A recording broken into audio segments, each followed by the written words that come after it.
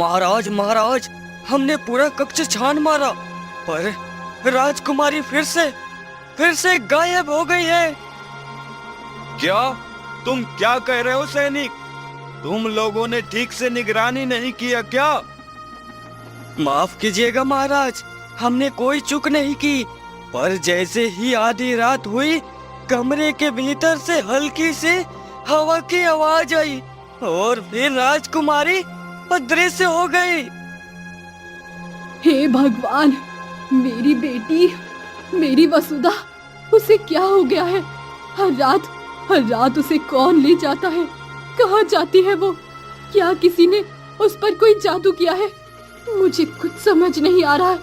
मैं माँ हूँ, अब और नहीं सह सकती ये सब। महारानी, तुम्हारा दुख मैं समझ सकता हूँ, पर हम कमजोर नहीं पड़ सकते। हमारी बेटी है वो, पर अभी तक हमें यह समझ नहीं आया कि हमारी पुत्री रात को जाती कहाँ है और सुबह होते ही बिस्तर पर आ जाती है और उसे कुछ याद भी नहीं रहता। यह तो बहुत ही गहरा रहस्य है, पता नहीं कब सुलझेगी।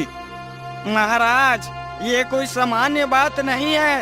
राजकुमारी का हर रात इस तरह गायब होना और फिर सुबह जैसे कुछ हुआ ही ना हो, यह किसी शक्तिशाली टोने या तंत्र का काम लगता है। मंत्री जी, अब यही एक मार्ग शेष है। घोषणा करवा दीजिए, जो भी मेरी बेटी को इस रास्ते से मुक्त करेगा, उसे राज्य का आधा हिस्सा मिलेगा। मेरे लिए मेरी पुत्री का शोक मेरे राज्य से अधिक मूल्यवान है। जी महाराज, मैं तुरंत सैनिक को आदेश देता हूँ। हर गांव, हर नगर में यह समाचार पहुँचेगा। शायद कोई उम्मीद की किरण कहीं से जगे। अगले दिन गांव के चौक पर सैनिक ढोल के साथ ऐलान करते हैं। सुनो सुनो सुनो, महाराज की ओर से ऐलान है। जो भी राजकुमारी के रहस्य को सुलझा देगा, उसे राज्य का आधा हिस्सा मिलेगा। राज्य की हर संपत्ति, हर धरोहर में उसका आधा अधिकार होगा। गांव में सभी लोग बात कर रहे थे, तभी भीड़ में से एक साधारण किसान बिरजू आगे आता है। देखो भाग्यवान, ये मौका हमारे दरवाजे आया है। मैं महल जाऊंगा, शायद मैं ही उस रहस्य का हल निकाल लूं। हमारे दिन बदल सकते हैं। क्या कह रहे हो जी? इतने बड़े बड़े विद्वान, राज के लोग कुछ कर नहीं पाए, और आप एक साधारण किसान क्या कर पाएंगे भला? तू मेरे ऊपर यकीन कर। जब पूरे राज्य के ज्ञानी असफल हो गए, तब किसी सीधे सच्चे दिल वालों की बारी आती है। किस दिन मेरा दिमाग काम आएगा बताओ? मैं देखना इस रहस्य को यूं सुलझा दूंगा कि सब देखते रह जाएंगे। भगवान करे जी, आप सही साबित हो। हमारे सपने कब से अधूरे हैं। अगर तुम्हारी चतुराई से पूरे हो गए, तो पूरे राज्य में तुम्हारा नाम होगा। बिरजू सर सवर के गांव से निकलकर जैसे ही बिरजू महल के दरबार में प्रवेश करता है, तभी मंत्री वहां पर आते हैं। कौन हो तुम जो महल में घुसे आ रहे हो? मंत्री जी, मैं बिरजू, आपके राज्य का एक गरीब किसान। सैनिक ने जो ऐलान किया है, वही सुनकर मैं यहाँ आया हूँ और राजकुमारी का सत्य सबके सामने लाने की कोशिश करना चाहता हूँ। चलो ठीक है, देखते हैं तुम्हारा भी ज्ञान। चलो मैं महाराज से कहता हूँ। फिर मंत्री राज दरबार में जाते हैं। महाराज, एक और व्यक्ति आया है। नाम है बिरजू, एक साधारण किसान, गांव से आया है। किसान? ठीक है, अंदर भेजिए। बिरजू हाथ जोड़कर भीतर आता है। प्रणाम महाराज, मैं बिरजू आपके राज्य के एक छोटे से गांव से आया हूँ। सुना है आपकी पुत्री को कोई रहस्यमय कष्ट है। मैं उसे समझाने का प्रयास करना चाहता हूँ। बिरजू, यह कोई साधारण बात नहीं है। मेरी पुत्री हर रात गायब हो जाती है और सुबह वही अपने कक्ष में मिलती है। हमने विद्वानों, तांत्रिकों और योद्धाओं को बुलाया, पर कोई भी इसका हल नहीं निकाल सका। तुम कैसे कर पाओगे? महाराज, मैं जानता हूँ मैं कोई ज्ञानी नहीं हूँ, पर मेरा मन साफ है, नियति सच्ची है और मेरी आंखों में वो धैर्य है जो शायद अब तक किसी ने नहीं दिखाया। मुझे सिर्फ एक मौका दीजिए। अगर मैं असफल हुआ तो दंड मुझे स्वीकार है। ठीक है, तुम्हें 1 माह का समय दिया जाता है। अगर सफल रहे तो आधा राज्य तुम्हारा होगा, और अगर असफल हुए तो राज्य की मर्यादा के अनुसार तुम्हें दंडित किया जाएगा। मुझे मंजूर है महाराज। फिर बिरजू महाराज के साथ राजकुमारी के कक्ष में जाते हैं। बेटी, यह बिरजू है, हमारे राज्य से तुम्हारे रहस्य को सुलझाने आया है। पिताजी, आप तो जानते हैं ये सब मेरी मर्जी से नहीं होता। मैं भी थक गई हूँ इस रहस्य से। राजकुमारी जी, मैं यहाँ आपका दुख समझने आया हूँ, न कि सवाल पूछने। आप निश्चिंत रहिए, मैं कोशिश करूँगा कि अब हर रात का अंत एक नई सुबह से हो। फिर कुछ ही घंटों में सूरज डूब जाता है और रात गहरी हो जाती है। आज मैं एक पल को भी नहीं झपकूंगा, चाहे कुछ भी हो जाए। आज मेरी आंखें सिर्फ सच को खोजेगी और राजकुमारी पर पैनी नजर रखेगी। घंटों बीतते हैं। बिरजू राजकुमारी को देखता है, लेकिन जैसे ही आधी रात होती है, थोड़ी थकान में उसकी आंखें भारी होने लगती हैं। राजकुमारी तो सो रही है, मेरी आंखें तो काम नहीं कर रही है। मैं एक काम करता हूँ, थोड़ा सा एक झपकी ले लेता हूँ, फिर तुरंत उठ जाऊंगा।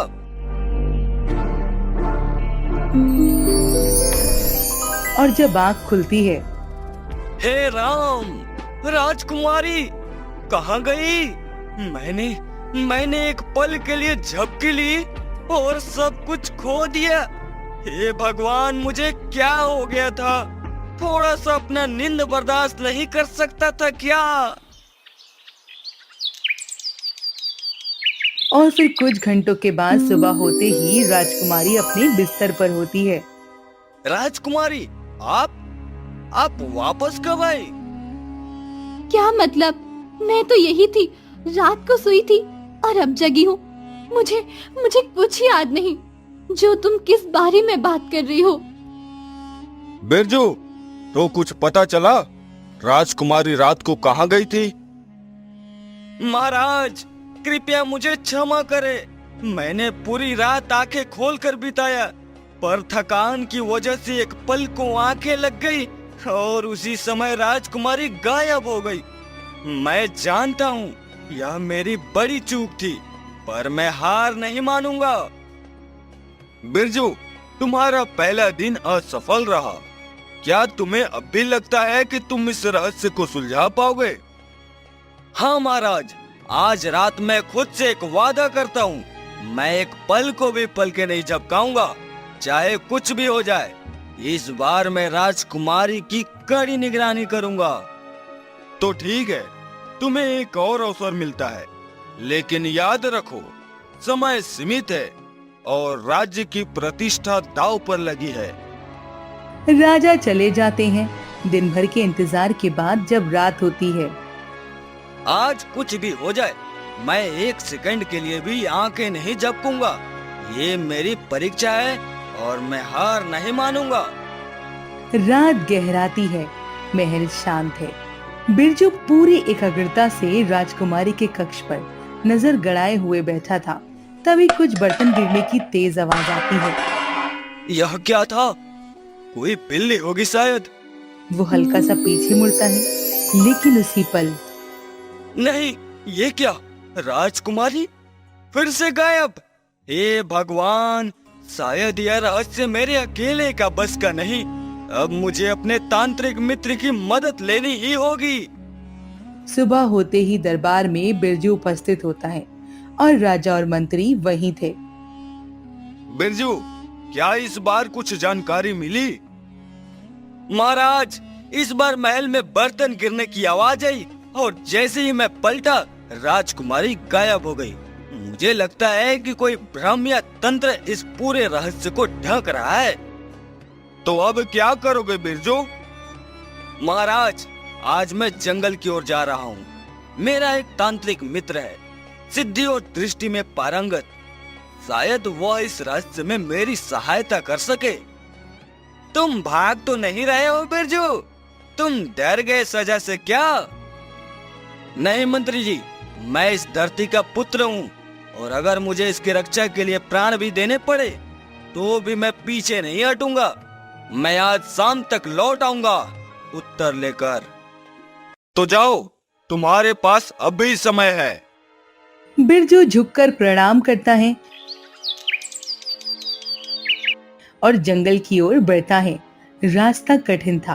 बिरजू थका हारा पेड़ के नीचे बैठ जाता है।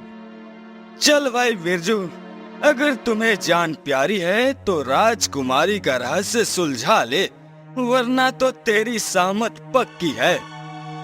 वो गहराते जंगल में आगे बढ़ता है। तभी झाड़ियों में से एक जंगली कुत्ता गुर्राता हुआ निकलता है।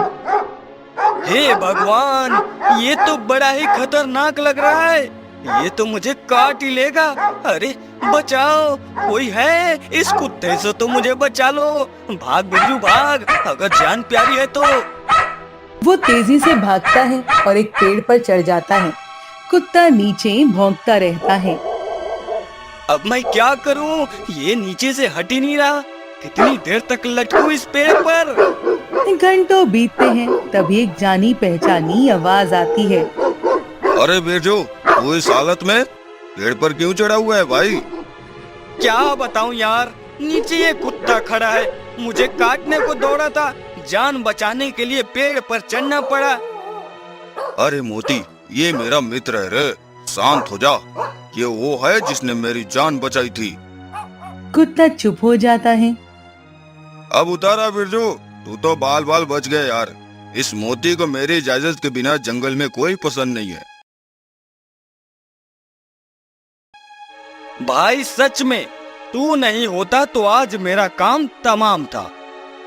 चल छोड़, अब बता, आज अचानक जंगल में कैसे आना हुआ? मित्र, मामला बहुत संगीन है। महाराज की पुत्री हर रात को वो अपने कक्ष से अचानक गायब हो जाती है और सुबह जैसे कुछ हुआ ही ना हो लौट आती है। न उसे कुछ याद रहता है, न कोई देख पाता है। मैं उसकी निगरानी में था, पर हर बार कुछ ऐसा हो जाता है कि वो मेरी नजरों से ओझल हो जाती है। हाँ, ये कोई साधारण बात नहीं लगती। कोई मायावी ताकत है या कोई बहुत गहरा रहस्य है। मुझे 1 महीने का समय मिला है। अगर मैं इस रहस्य को नहीं सुलझा पाया तो महाराज मुझे दंड देंगे, और ये बात मेरे सम्मान की है मित्र। तूने एक समय मुझे गांव वालों से बचाया था, अब तेरा कर्ज उतारने का वक्त आया है। मैं तुझे अपने ज्ञान का आधा हिस्सा देता हूँ और साथ में ये दे रहा हूँ एक जादुई डोरी। ये डोरी अदृश्य है, केवल तू ही इसे देख सकता है।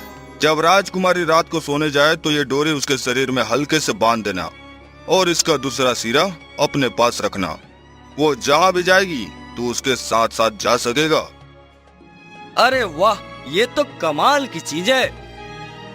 पर सुन, इसे किसी गलत उद्देश्य के लिए इस्तेमाल मत करना, नहीं तो सारी तंत्र शक्ति निसफल हो जाएगी। नहीं मित्र, मैं तेरा विश्वास कभी नहीं तोड़ूंगा, ये मेरा वादा है। तो जाओ मित्र, सच्चाई के पीछे चलो और जब ये रहस्य खुले तो मुझे जरूर बताना। बिरजू संकल्प के साथ वापस महल की ओर रवाना होता है। आज की रात मेरे जीवन की सबसे बड़ी परीक्षा है। अगर मैं असफल हुआ तो सब कुछ खो दूंगा, लेकिन अगर सफल रहा तो एक गहरा राज दुनिया के सामने होगा। वो राजकुमारी के पास जाता है। राजकुमारी गहरी नींद में है। वहाँ डोरी धीरे से उसके चारों ओर लपेट देता है। माफ करना राजकुमारी, ये तुम्हारी सच्चाई जानने के लिए जरूरी है। मैं तुम्हारा अपमान नहीं बल्कि तुम्हारी रक्षा करना चाहता हूँ। और जैसे ही डोरी बंधती है, अचानक एक चमत्कारी रोशनी होती है और राजकुमारी गायब हो जाती हैं। उस डोरी से बंधा होने के कारण बिरजू भी अदृश्य हो जाता है और एक स्वर्ग लोक में पहुंच जाता है। हे ईश्वर, ये कौन सी जगह है? ये तो हमारी धरती जैसी बिल्कुल नहीं लगती। हर तरफ रोशनी है, सुगंध है, जैसे मैं किसी सपने में आ गया हूँ। नहीं, ये सपना नहीं हो सकता। ये तो स्वर्गलोक जैसा है। थोड़ा आगे बढ़ते ही बिरजू देखता है कि एक सुनहरी गद्दी पर वही राजकुमारी बैठी थी, लेकिन वो अब एक परी के रूप में थी। हे भगवान, ये तो वही राजकुमारी है, लेकिन अब ये किसी महारानी जैसी लग रही है। चारों ओर सेविकाएं और एक गद्दी। क्या सच में ये हमारी राजकुमारी है? एक परी सेविका की तरह उस परी राजकुमारी से कहती है, महारानी, आप कब तक धरती लोक पर यूं छुपकर रहती रहेंगी? अब वो समय दूर नहीं जब काली परी हमारे स्वर्ग लोक पर आक्रमण कर देगी। हम कमजोर हो रहे हैं। आपकी अनुपस्थिति में हमारी शक्ति क्षीण होती जा रही है। मुझे पता है सखी, मैं जानती हूँ कि मेरा हर पल वहाँ रहना हम सब पर भारी पड़ रहा है, लेकिन अब बस दूर आते और फिर मैं उस राजकुमारी के शरीर त्याग कर आ जाऊंगी और हमेशा के लिए इस संसार में लौट आऊंगी। लेकिन महारानी, अगर किसी ने सच्चाई जान ली तो सब कुछ नष्ट हो जाएगा। वो शरीर जिसमें आप वास कर रही हैं, वो तो एक निर्दोष कन्या का है। मैंने ये जीवन नहीं चुना सखी। 15 वर्ष पूर्व जब हम धरती लोक पर एक दिव्य मिशन के लिए आए थे, तभी एक काली जादूगरनी ने मेरे शरीर को भस्म कर दिया था। मेरी आत्मा वहीं भटकती रही और तभी वो छोटी राजकुमारी खेलते खेलते मेरे पास आई। मुझे आश्रय मिला उसके शरीर में, पर अब मैं थक चुकी हूँ। मैं उसकी बलि देकर स्वयं को मुक्त करना चाहती हूँ। मुक्त। हे प्रभु, ये तो बहुत बड़ा धोखा है।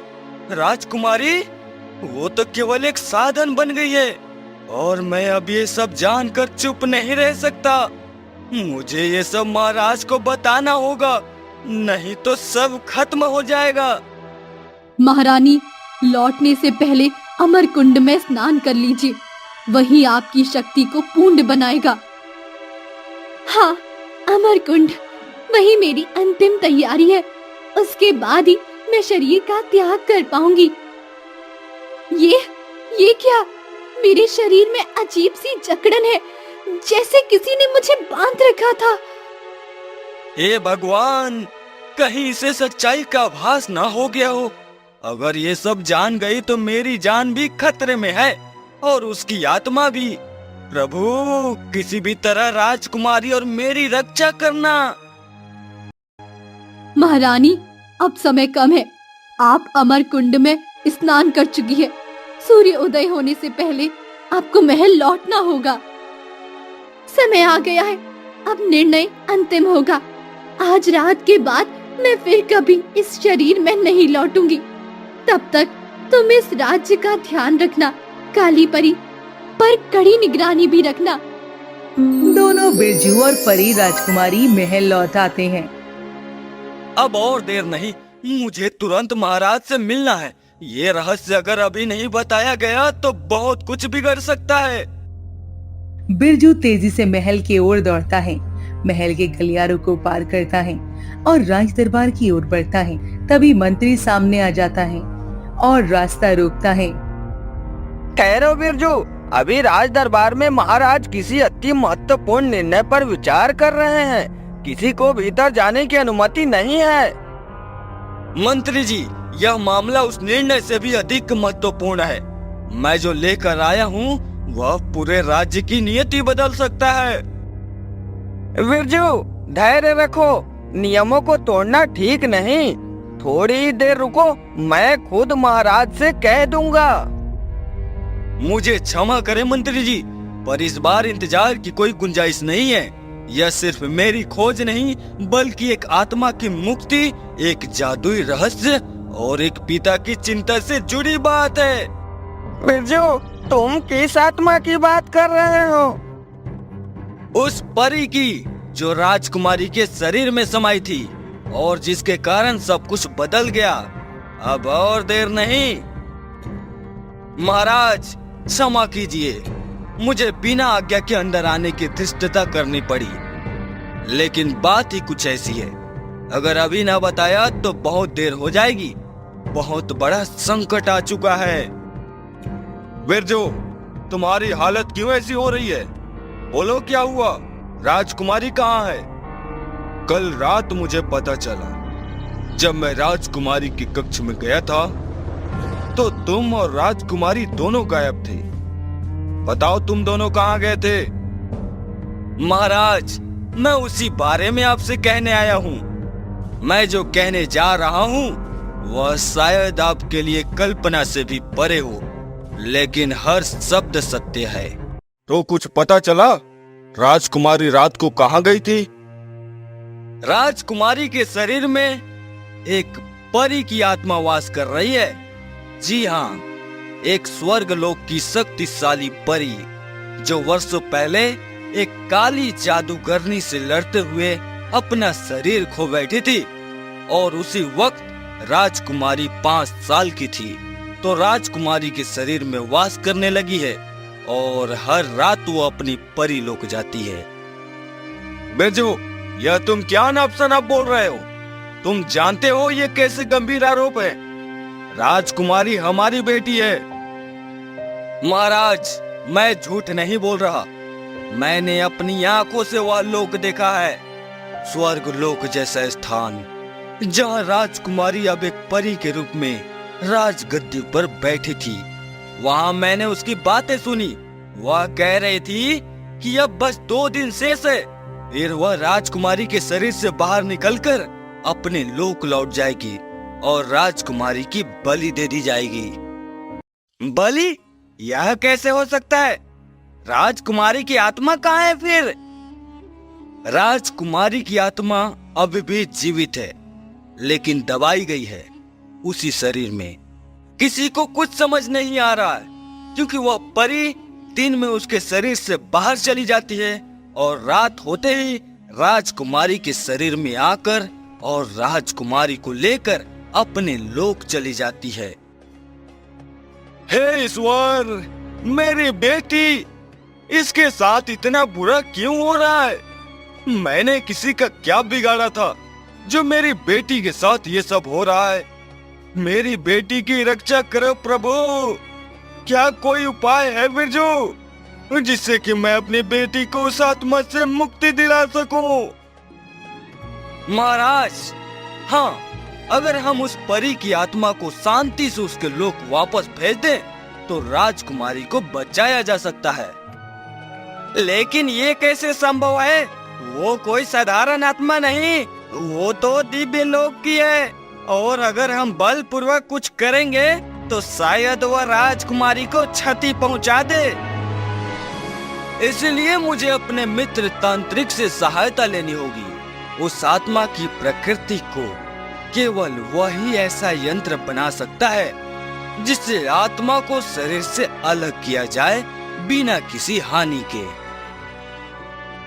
तो फिर देर किस बात की बिरजू? तुम जाओ तुरंत, अपने मित्र को लेकर दरबार में हाजिर हो। समय बहुत कम है। जी महाराज।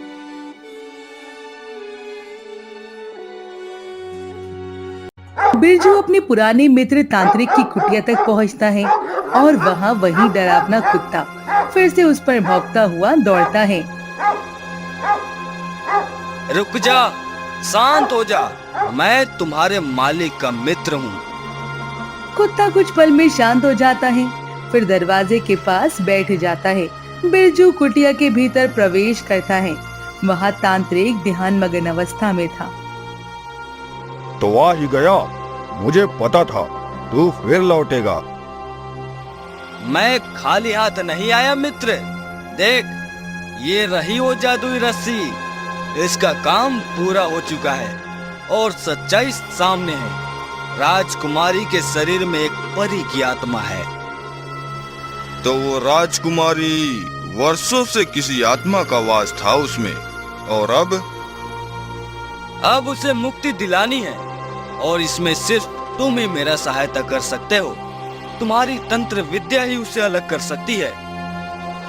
राजमहल, बिरजू तुम बोल रहे हो, उस राजा ने तो मुझे अपने राज्य की सीमा में भी कदम रखने से मना किया था।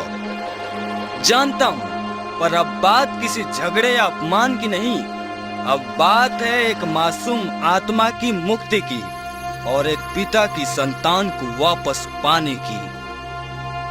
ठीक है, और उससे पहले एक कठिन काम करना होगा। आत्मा को अलग करने के लिए एक विशेष जड़ी बूटी चाहिए, जो इस मायावी जंगल के भीतर छिपी है। तो चलो, हम अभी निकलते हैं। नहीं बिरजू, वहाँ मैं नहीं जा सकता। वो जड़ी बूटी ऐसे स्थान पर है जहाँ तंत्र विद्या की शक्ति काम नहीं करती। केवल एक साधारण मनुष्य ही वहाँ प्रवेश कर सकता है, और तुम वही हो। क्या वहाँ कोई खतरा है? हाँ, वहाँ एक जादुई वृक्ष है जो 2 कठिन पहेलियाँ पूछेगा। केवल सही उत्तर देने पर ही वह जड़ी देगा। अगर तुम असफल हुए तो वापस आना मुश्किल होगा। अगर उस आत्मा की मुक्ति के लिए जान भी देना पड़े तो मैं तैयार हूँ। फिर बिरजू आगे बढ़ता है और घना जंगल के बाद जादुई वृक्ष के पास जाता है। ठहर मनुष्य, यदि तू इस जड़ी बूटी को चाहता है तो पहले मेरे एक प्रश्नों का उत्तर दो। सुन प्रश्न। न खुद चलता है, न उड़ता है, पर फिर भी सफर तय करता है। हर दिल में छिपा रहता है, पर दिखता नहीं किसी को साफ। वह क्या है? वह है स्वप्न। वृक्ष हिलता है और एक नीली चमकती पत्तियों वाली जड़ी बूटी धीरे से नीचे गिरती है। तू बुद्धिमान है, ले जा इसे, पर याद रख, इसे केवल एक बार ही प्रयोग में लाया जा सकता है। धन्यवाद। बिरजू जड़ी बूटी लेकर तेजी से लौटता है और तांत्रिक को सौंपता है। अब मैं इससे एक ताबीज बनाऊंगा। यही ताबीज राजकुमारी की आत्मा को शरीर से मुक्त करेगा। चलो मित्र, आज तुम दिखाई दो अपने हाथों का कमाल।